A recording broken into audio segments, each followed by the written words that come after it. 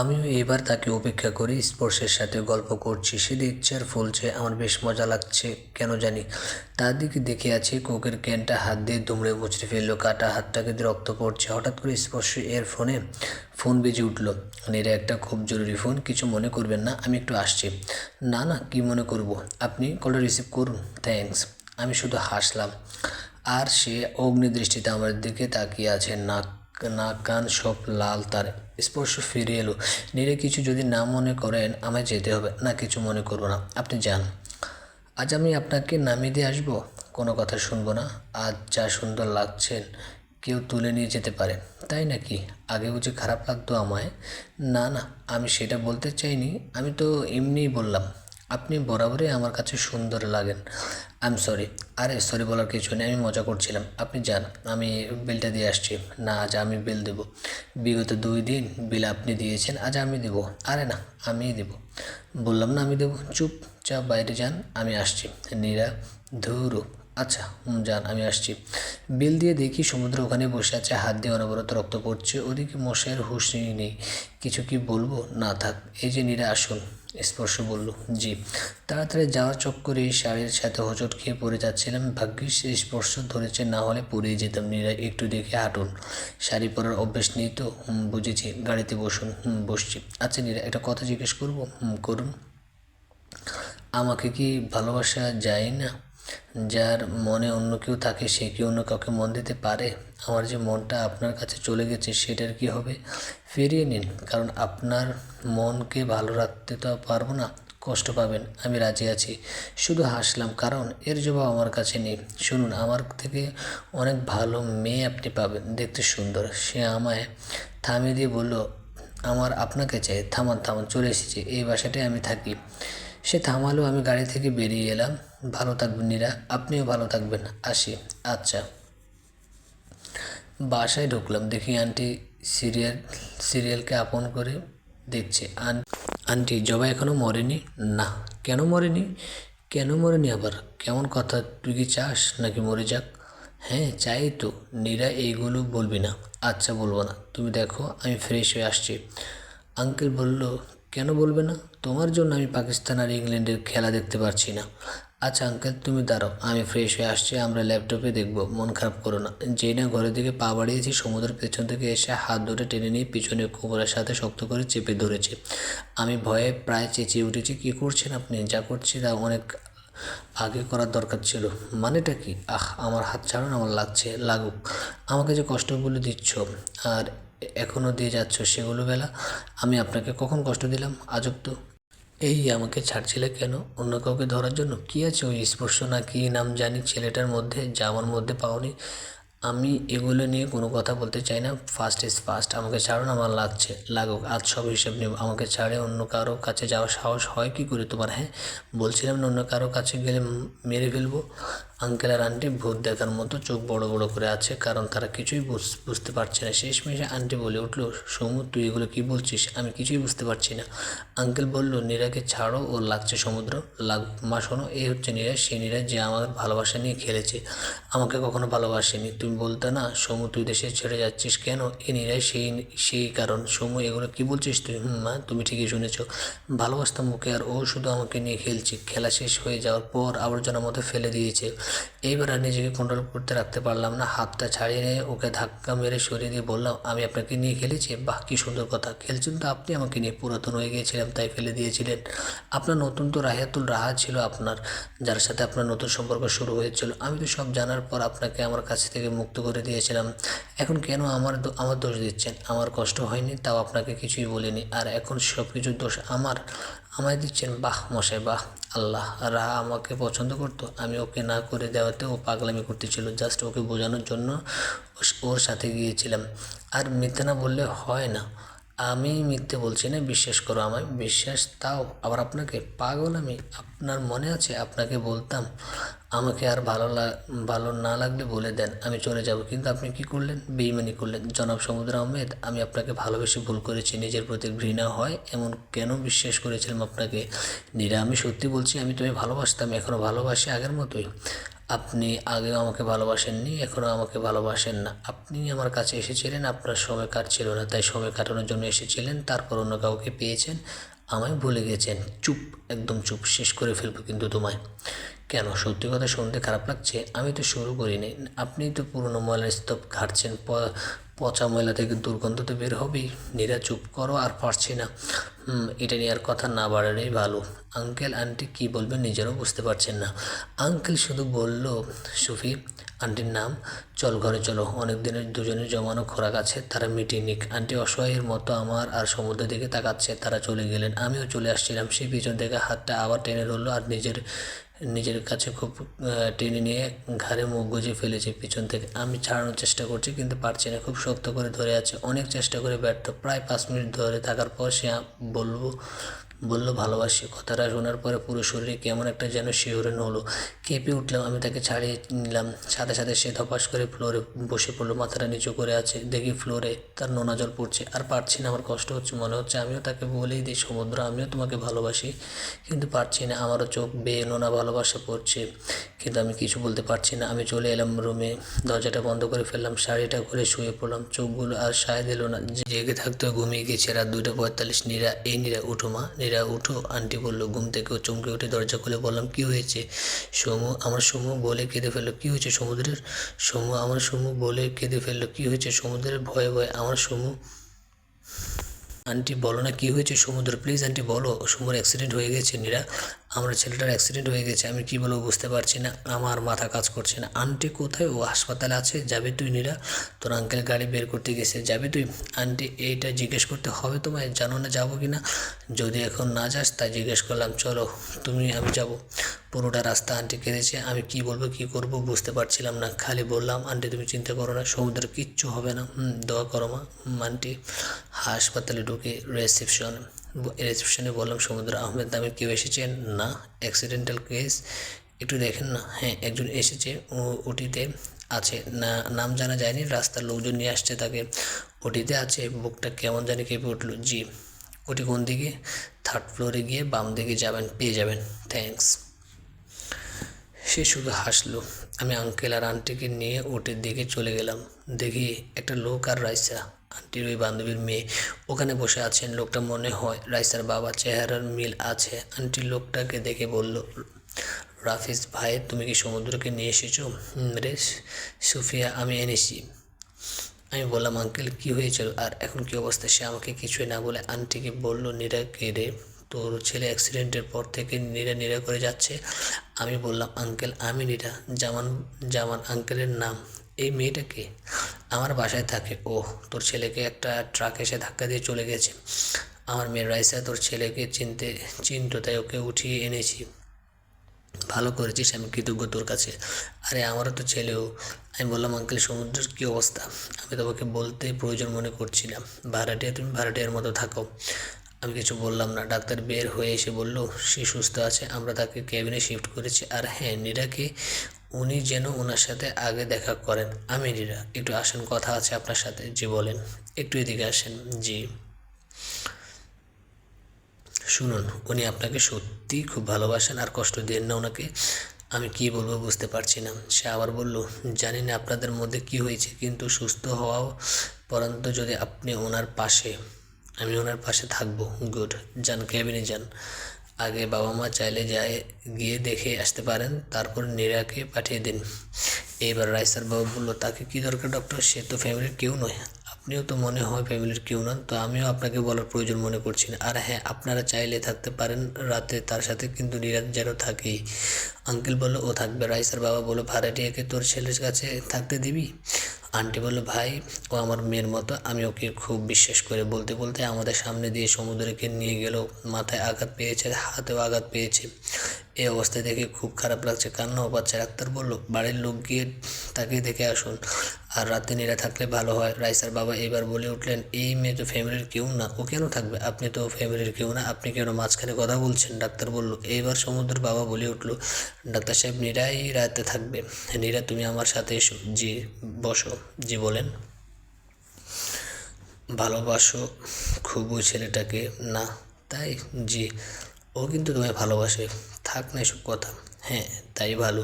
তোমাদের ব্যক্তিগত ব্যাপার। আচ্ছা শোনো, সব রোগ কিন্তু ভালোবাসা দিয়ে সারানো যায়, আর ওর ভালোবাসার হয়তো বেশি প্রয়োজন। আচ্ছা আমি আসি, যাও। এসে দেখি রাইসা আর ওর বাবা বাইরের দরজায় দাঁড়ায় আছে। আমি রাইসাকে বললাম ধন্যবাদ রাইসা। ও শুধু হাসলো আর বলল, আপু আমি থাকতে পারবো? মেয়েটার চোখে সমুদ্রের জন্য অন্য কিছু দেখলাম, পছন্দ না, শুধু তার থেকে একটু বেশি কিছু, হয়তো ভালোবাসা। কথাটা ভাবতে বুকের ভেতর কেমন জানি করে উঠলো। আমি বললাম, ডাক্তার আঙ্কেলকে বলে দেখো কি বলেন। আচ্ছা আমি যাচ্ছি বলতে। এবার রাইসা বাবা বলল, এই মেয়ে, তোমার মতো মেয়ে আমার খুব ভালো করে চেনা আছে। I will keep eyes on you. অনেকক্ষণ থেকে লোকের আজেরা কথা সহ্য করতেছি, এবার কিছু বলেই ফেলবো ভাবলাম, তখনই আন্টি আর আঙ্কেল বেরিয়ে এলো। আর কিছু বলা হলো না। আন্টি বলল, নীরা তুই ভিতরে যা, সমুর এখনও অজ্ঞান, জ্ঞান ফিরলে জানাস আমরা বাইরে আছি। তোমাদের বাইরে থাকার দরকার নেই, তোমরা বাড়ি যাও, রেস্ট নাও, সকালে আবার এসো, আমি আছি এখানে। না না, আমরা বাইরেই থাকি। না থাকবে না, তোমরা যাও। তোমরা অসুস্থ হতে চাও, যাও বাড়ি যাও। আচ্ছা। মন খারাপ করে রাইসা এসে বলল, তাকে পারমিশন দেয়নি, মেয়েটা মন খারাপ করেছে। আমি বললাম, যাও তুমি ওকে দেখে এসো, তারপর আমি যাব। সবাই চলে গেল, আমি কেবিনে ঢুকলাম। ঘুমোচ্ছে নিষ্পাপ, বাচ্চার মতো লাগছে। অনেকক্ষণ দেখে থাকলাম, তাকে খুব ছুঁতে ইচ্ছে করছে, আবার একটা ইগো কাজ করছে। ইগো যেতে গেল। আমি সোফায় গিয়ে বসলাম। কখন যে ঘুমিয়ে গেছি তাকে দেখতে দেখতে তা মনেই নেই। আজান দিলে ফজরের নামাজ পড়ে ওর কাছে আবার এলাম। এইবার ডাক্তার আঙ্কেল এলো। নীরা কী অবস্থা? এই তো। ওকে চেক করে বললো ওর হয়তো একটু পরে জ্ঞান ফিরবে। তখন নার্সকে বলিয়ে আমি এসে দেখে যাব যে আচ্ছা। একটা কথা জিজ্ঞেস করবো, রাইসাকে কেন থাকতে দেয়নি? এই কথাটা বাদে অন্য কিছু থাকলে বলতে পারো। ওইটাই জিজ্ঞেস করতে চাইছিলাম। আচ্ছা আমি আসি। আচ্ছা। বসে বসে আমাদের আগের কথা স্মৃতিগুলো ভাবছি ভাবছি রাহার সাথে ওর কত কি না জানি নিজের চোখে দেখেছি। আর এখন সে বলছে হা হা, নীরবে হেসে ফেললাম। ওকে দেখে আছে অনেকক্ষণ, এবার আর পারলাম না। কপালে একটা চুমু দিলাম, টুল নিয়ে বসলাম ওর কাছে, হাতটা ধরলাম। সুস্থ না হওয়া পর্যন্ত হাতটা ধরে থাকবো, তারপর অন্য কারো হাতে উঠিয়ে দেবো। রাইসের হাতে মেয়েটা ভালোবেসে ফেলেছে। প্রায় 1 ঘন্টা পর ওর জ্ঞান ফিরলো। আমি নার্সকে বললাম, ডাক্তারকে কি বলেন? কেবিন 184, এর জ্ঞান ফিরেছে। ডাক্তার এসে চেক করে গেল, সে ভালো আছে, মনে শান্তি পেলাম। সমুদ্র বলল, নীরা আছি, বলো কেমন আছো? প্রশ্নটা শুনে হাসবো না কাঁদবো না রাখবো না খুশি হবো বুঝতে পারছি না। আছি। আমি আঙ্কেল আন্টিকে জানিয়ে দিই আপনার জ্ঞান ফিরেছে। আচ্ছা।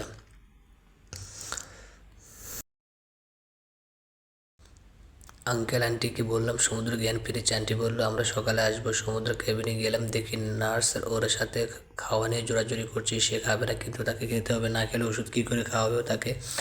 আমি রুমে ঢুকতে বিশাল এক যুদ্ধ দেখছি। নার্স আর সমুদ্র বেশ হাসিও পাচ্ছে। আমার মুখে হাসি দেখে সমুদ্র বলছে, এই নীরা তুমি হাসছো কেন? এমনি আপু, খাবারটা আমাকে দিন, আমি খাইয়ে দিচ্ছি। আর কী কী মেডিসিন আছে আমাকে বলে দিন, আমি ওনাকে খাওয়াবো। সে আমাকে দেখিয়ে দিল। নার্স চলে গেছেন। সে আমার দিকে বাচ্চাদের মতো চোখ বড় বড় করে বলল, নীরা আমি কিন্তু খাবো না। আচ্ছা আচ্ছা, তুমি আমাকে খাওয়াবে না? না খেলে কি জোর করে খাওয়াবো? আমার কি আর আপনার প্রতি জোর আছে? সেটাই তো নেই তো। সত্যি কি নেই? না নেই, তবে আমি যে খুব চাইছি আপনার প্রতি জোর, তাও না। চাইবে কেন?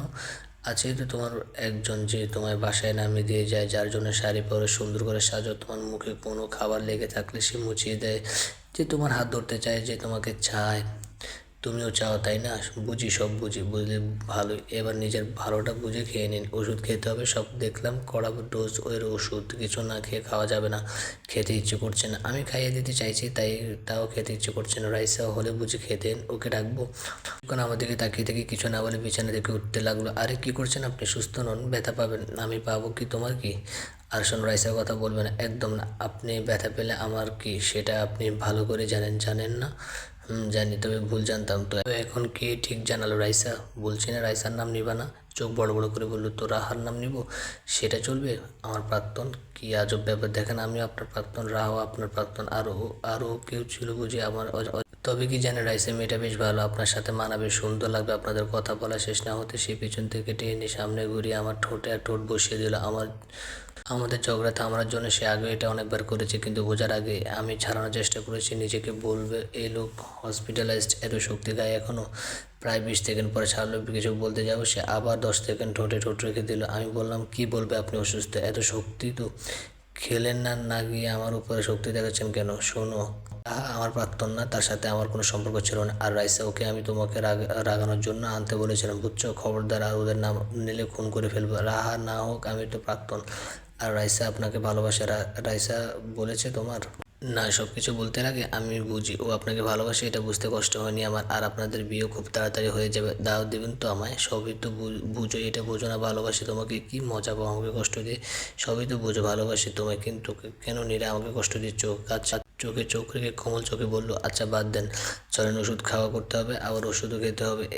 সে কিছু বলতে যাবে এমন সময় আঙ্কেল আন্টি ঘরে ঢুকলো। কি এক বাজে অবস্থা! সে আমায় জড়িয়ে আছে। আঙ্কেল আন্টি আমায় অবস্থা দেখলো, ব্যাপক হারে লজ্জাও পাইছে। সেও হা করে তাকিয়ে আছে। ওই সময় তার বাবা মাকে সে আশা করেনি। আমি বললাম, ছাড়ো না আমায়। সে আমাকে ছেড়ে দিল। আন্টি আঙ্কেল বেশ লজ্জা পেয়েছে। আমি বললাম, আমি ডাক্তারের সাথে কথা বলে আসছি বলেই বহু দৌড়। ডাক্তার আঙ্কেল রুমের সামনে গিয়ে দরজায় টোকা মারলাম আর বললাম, আসবো? আসো। কিছু বলবে? হ্যাঁ, আসলে সমুদ্রকে কতদিন থাকতে হবে এখানে? বেশি দিন না, দেখি কাল ছাড়তে চাইছিলাম, আজ ভালো দেখলে ছেড়ে দেবো। ও আচ্ছা, তাহলে আসি। আসো। এই শোনো, জি বলেন। ভাগ্য করে একজন ভালোবাসার মানুষ পেয়েছো। আমি শুধু হাসলাম আর মনে মনে বললাম, জানি তো কত ভালোবাসে। আচ্ছা, আমি আসছি। যাও। গিয়ে দেখি সমুদ্রের খাওয়া শেষ প্রায়। আন্টি খাইয়ে দিয়েছে। আন্টি বলল, ডাক্তার কি বললো রে? তোমার ছেলেকে খুব তাড়াতাড়ি ছেড়ে দিবে। ও, তাহলে তো ভালোই। হ্যাঁ রে সমু, রাস্তায় হাঁটলে চোখ কি কপালে রেখে হাঁটিস? যদি বেশি কিছু হয়ে যেত? আমার কি দোষ মা? সব দোষ তোমার এই ভাড়াটিয়ার। কীভাবে? আন্টি আর আমি একসাথে। শোনো মা, তোমার ভাড়াটিয়া জানে ওর সাথে রাগারাগি হওয়ার পর আমার অ্যাক্সিডেন্ট হয়। ওইটা তো ওর আগে থেকে জানা। আন্টি তো হাওয়ে আছে। আমিও কি বলবো বুঝতে পারছি না। আন্টি বললো, নিটা কি বলে সে বইয়ে? তোমার ছেলে মাথা গেছে, মাথা ডাক্তার দেখাও। ওই আমি পাগল? তুমি জানো না তোমার সাথে রাগারাগি হলে আমার কিছু একটা খারাপ হয়? আজব।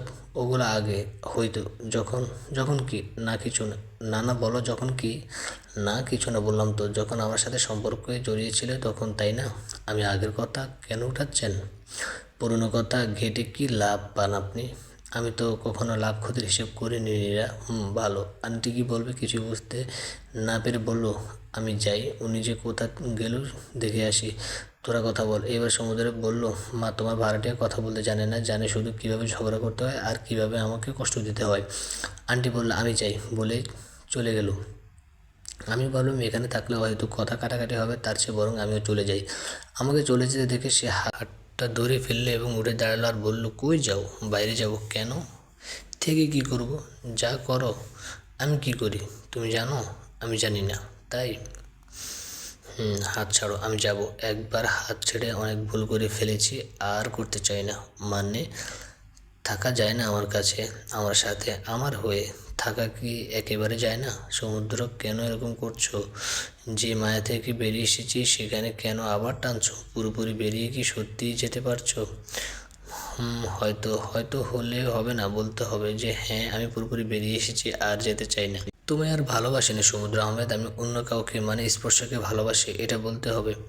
হাত ছাড়ো। না, ছাড়বো না। এটা বলেই কাছে টেনে নিল আর বললো যে তুমি আর ভালোবাসি না, আমি যাব, আমাকে ছাড়ো।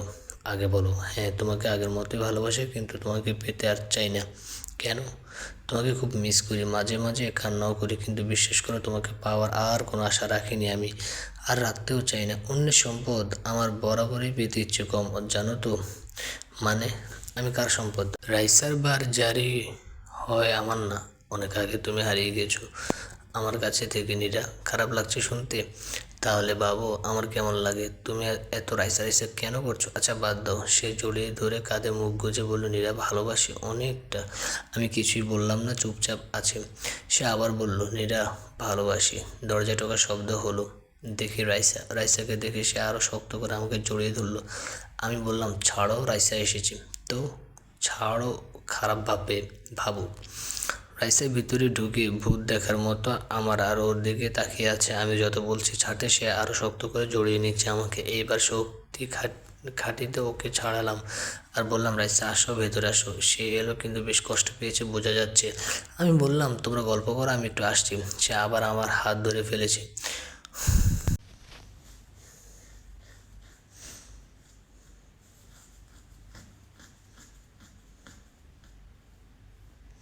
সে আবার আমার হাতটা ধরে ফেলেছে। আমি বললাম, আবার কি হলো? কই যাও? দেখে আসি আঙ্কেল আন্টি কই গেলেন। যাওয়া লাগবে না, সময় হলে তারা চলে আসবে। এক দণ্ড বসো তো বাপু। বসে কী করবো, তুমি বরং রাইসার সাথে কথা বল, আমি আসছি। আচ্ছা যাও তাড়াতাড়ি এসো। এই রাইসার তোমরা গল্প করো, আমি আসছি। বাইরে গিয়ে দেখি আঙ্কেল আন্টি কার সাথে জানি কথা বলছে। লোকটার পিছনে পাশ দেখতে পাচ্ছি, সামনে পাশ দেখতে পাচ্ছি না। আমি উল্টো সাইডে পিছনে পাশটা খুব চেনা চেনা লাগছে। সামনে হেঁটে গিয়ে দেখি লোকটার কেউ নেই, স্পর্শ। আমাকে দেখে বলে উঠলো, আরে নীরা যে, আপনি এখানে কেন? কার কী হয়েছে? সমুদ্রে অ্যাক্সিডেন্ট হয়েছে তাই এসেছি। ও ওনারা আঙ্কেল আন্টিকে দেখিয়ে দিই সমুদ্রের মা বাবা। ও এখন কেমন আছেন উনি? ভালোই আছে। তো আপনি এখানে যে? আমার বাবা এখানকার ডাক্তার শিহাব আহমেদ সমুদ্রকে বাবাই দেখছে। ও তাই? চলুন একবারে সমুদ্রকে দেখে আসি। অবশ্যই চলুন। আর আন্টি রাইসা এসেছে, চলো দেখা করে আসবো। চলো চলো স্পর্শ আপনিও আসেন। চলুন। রাইসা আন্টিকে দেখে উঠলে এলো আন্টির কাছে। আমি আর স্পর্শ একসাথে রুমে ঢুকলাম। স্পর্শকে আর আমাকে একসাথে দেখে সমুদ্র খুব রেগে গেছে, কিন্তু সে বুঝতে দিচ্ছে না। আমি তো ঠিকই বুঝে গেছি। কেমন আছেন সমুদ্র? এই তো ভালো, আপনি? ভালো আছি। আর ওনাকে আমাকে দেখিয়ে দেখলাম খারাপ কি যেতে পারে। তাও ঠিক। তো এখানে কি মনে করে বাবার কাছে এসেছিলাম, দেখা হয়ে গেল নীরার সাথে। বাবাকে? আপনার ডাক্তার, উনি আমার বাবা। ও তো ভালো থাকেন, তাড়াতাড়ি সুস্থ হয়ে যান। আমাকে এখন যেতে হবে, একটু কাজ আছে। আচ্ছা আপনি ভালো থাকবেন। আসছি। জি আচ্ছা। আমি স্পর্শকে বলে চলে আপনাকে এগিয়ে দিয়ে আসি। এটা শুনে সমুদ্র মনে হয় আমাকে কাঁচাই খেয়ে ফেলবে এমন লোক দিয়েছে। স্পর্শ বলল, চলুন। করিডোরে হাঁটছি। স্পর্শ বলে উঠলো, নীরা একটা কথা বলুন। জি বলুন। সমুদ্রে কি আপনার ভালোবাসার মানুষটা? কিছুক্ষণ নীরব থেকে, ও এখনও ভালোবাসেন? হয়তো। সেও ভালোবাসে তাই না? জানি না, আর জানতেও চাই না। বাবা বলল সমুদ্র নাকি আসার পর থেকে নীরা করছে, অজ্ঞান অসুস্থ দেহ। আমিও শুনলাম। বলতে বলতে বাইরে চলে এসেছি। সে গাড়ির কাছে গিয়ে বলল, আচ্ছা আসি তাহলে। নীরা? জি বলেন। আমার ভালোবাসা কি অপরিপূর্ণই থাকবে? সব কিছুর পূর্ণতা কি পায়? সে আর কিছু বলল না, চলে গেল। আমি রুমে যাচ্ছিলাম, দেখি রাইসা আসছে। কি রাইসা, চলে যাচ্ছ? হ্যাঁ। থেকে কি করব? মানে কি করতে চেয়েছিলে? হেসে হেসে বললাম, কিছু না। মুখ কালো করে বলেই চলে গেল। খারাপ লেগেছে বোধ হয় ওরা আমাকে আর সমুদ্রকে ওভাবে দেখে। আন্টির কাছে শুনি সমুদ্রকে নাকি আজই ছেড়ে দেবে, ছেড়েও দিল। আমরা বাসায় আসলাম, সে তার রুমে গিয়ে বসলো, আমি খাবার নিয়ে গেলাম। আন্টি বেশ ক্লান্ত, কাল সারা রাত চিন্তা ছিলেন, তাই এসে ঘুমিয়ে পড়েছেন। প্রেশারটা বেড়েছে। তোমার কি দরকার ছিল স্পর্শকে এগিয়ে দিয়ে যাওয়ার? ছিল দরকার। কি দরকার? তোমাকে সব বলার লাগবে? বলো। তুমি রাইসার সাথে কেন গল্প করছিল? ও এসেছিল আমার সাথে দেখা করতে। তার সাথে কথা না বললে এটা অবততামি হতো। এক্স্যাক্টলি ওটা অবততামি হতো। আমি না গেলেও ওটা খারাপ দেখাতো, তাই গিয়েছিলাম। এটা নিয়ে আমি আর কোনো কথা চাই না। নাও এটা খেয়ে নাও, ওষুধ খেতে হবে। না খাবো না, তোমার ইচ্ছে রেখে গেলাম। খেলে খাও, না খেলে না। অত জোর করতে পারবো না। জোর করতে বলছি কি আমি? তুমি তো ব্যস্ত তোমার স্পর্শকে নিয়ে, আমাকে নিয়ে তো আর থাকবা না। এই তো ভালো বুঝেছ। আমি ভালোই বুঝি। তো এবার নিজের ভালোটা বুঝে খেয়ে নাও। ওষুধ আছে কড়া ডোজের, খাইয়ে দিবে? তাহলে খাবো। দিচ্ছি, বসো। দাও, হা করো। আছে, হাতটা ধুয়ে আসি। ওকে, এই নাও, হা করো। নীরা, বলো। বিয়ে করবে আমায়? না। কেন? এমনি। এমনি কেন? খাওয়ার সময় কথা বলতে নেই। আচ্ছা বলবো না, শুধু এইটুকু বলো, কেন বিয়ে করবে না? না, কারণ তোমার আর রাইসার বিয়ে হবে। মানে? কে বললো? আমি জানি। তুমি সব জানো? হ্যাঁ আমি সব জানি। যা জানো সব ভুল জানো। আমি রাইসাকে বিয়ে করবো না, তাই সব ভুল জানি। সব ভুলই জানো। আচ্ছা, তাইলে তুমি আর রাহাকে ঘুরতে গিয়েছিলে, সারা শহর এক রিক্সে ঘুরেছ দুজনে, এটাও ভুল জানি? কে বললো তোমাকে? তুমি আর রাহাকে সাদিকা আপুর বাসায় গিয়েছিলে, এটাও ভুল জানি? সাদিকা আপুর বাসায় সবাই তোমাকে জিজ্ঞেস করেছিল কে ও, তুমি বলেছিলে বউ, এটাও ভুল জানি? কে বলেছে তোমাকে এগুলা? তুমি আর রাহাকে 6 মাস 13 দিন সম্পর্কে ছিলে, এটাও ভুল জানি? তুমি যে রোজ ওর জন্য কলেজের সামনে দাঁড়িয়ে থাকতে, কলেজ ছুটির পর বাইকে রোজ ঘুরতে, সেটাও ভুল জানি? তোমাকে কে বলেছে এগুলো, একটু বলবে প্লিজ? তুমি যে রাহার জন্য কাঁচের চুড়ি কিনতে, সেটাও ভুল জানি? ওকে যে কপালে আপ্পা দিতে, এইটাও ভুল জানি? আচ্ছা, তুমি তো বলেছিলে আমার জন্য ছাড়া অন্য কারোর জন্য তুমি চুড়ি কিনবে না, তাহলে? আচ্ছা, আমি আর কি ভুল জানি? নীরা চোখ বেয়ে তার নোনা ভালোবাসা না নোনা সত্যগুলো পড়ছিস, বুঝতে পারছি না। আচ্ছা, আমি কি তোমাকে কখনো জোর করে সম্পর্কতে রেখেছিলাম? তোমাকে তো অনেকবার বলেছিলাম আমাকে আর ভালো না লাগলে বলে দাও, আমি চলে যাব। তোমার ভালো লাগছিল না, বললি না কেন? সমুদ্র, আমি তো তোমায় জোর করতাম না, সম্পর্ক দোহাইও দিতাম না, তাহলে এমন এমন কেন করলে? ভালোবাসা কি কমতি ছিল?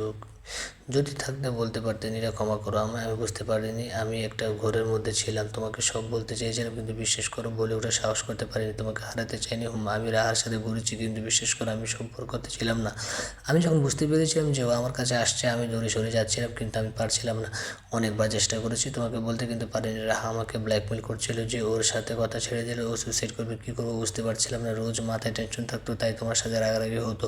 মূলত রাহাকে আয়নায় পছন্দ করতো, আমি ওকে সাহায্য করার চেষ্টা করছিলাম কিন্তু উল্টা আমি ফেসে গেছি। তাই এমন কাজ করো কেন যেখানে বলার সাহস করে উঠতে পারো না? রাহার সাথে কিছু ছবি আছে তোমার আমার কাছে, দেখবে দাঁড়ো দেখাচ্ছে। এই দেখো, তুমি ওর কপালে চুমু দিচ্ছ, হাতে চুড়ি পরে দিচ্ছ। ওমা, ওখানে তো শাড়ি কুচু ঠিক করে দিচ্ছ।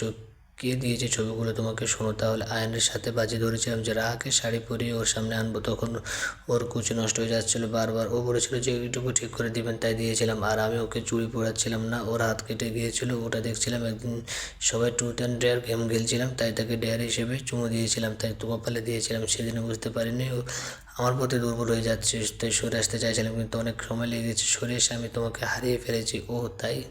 আর কত মিথ্যা বলবো, ভালো লাগছে গো। কাজ করে তুমি বরং এটা দিয়ে একটা নাটক বানিয়ে ফেলো, অনেক হিট হবে। বলে রুম থেকে বেরিয়ে আসছিলাম, দেখি রাইসার বাবা এসেছেন। আমাকে দেখে মুখটা কালো করে ফেলো, তাও তাকে সালাম দিলাম। সে বললো সমুদ্রকে ডেকে দাও। একটা দীর্ঘ নিঃশ্বাস ফেলে আবার সমুদ্র রুমে ঢুকলাম। দেখে সে কাছে কেমন জানি একটা খারাপ লাগা কাজ শুরু করলো। আমাকে চলে যেতে হবে, এই মায়া আর পড়া যাবে না। আমি ক্রমশ মায়া ঢুকে যাচ্ছি। নিজেকে শক্ত করে বললাম, তোমাকে রাইসার বাবা ডাকছে, যাবো না বলে দাও। সে দেখা করতে এসেছে, না গেলে বিষয়টা খারাপ দেখাবে। আমি চলে আসলাম, আমার পিছু পিছু সে এসে, হে মিস্ট্রি ম্যান, কেমন আছো? যে আছে আর কি, আপনি? ভালো আছি আমি। শোনো, তোমার মা আর আমার ওয়াইফ বান্ধবী হয় জানোই তো। জানি। তোমার শোনো, তোমার মা আমার মেয়ে মানে রাইসাকে বেশ পছন্দ করেছে, তোমাকে ও আমার বেশ পছন্দ হয়েছে। যদি রাজি থাকো তোমাকে 4 হাত এক করতে চাই। সে আমাদেরকে তাকিয়ে আছে, আমি স্তব্ধ বাকরুদ্ধ। কেমন জানি লাগছে, বুঝতে পারছি না কিন্তু কেন লাগছে। আমি তো এটাই চাইতাম। তাহলে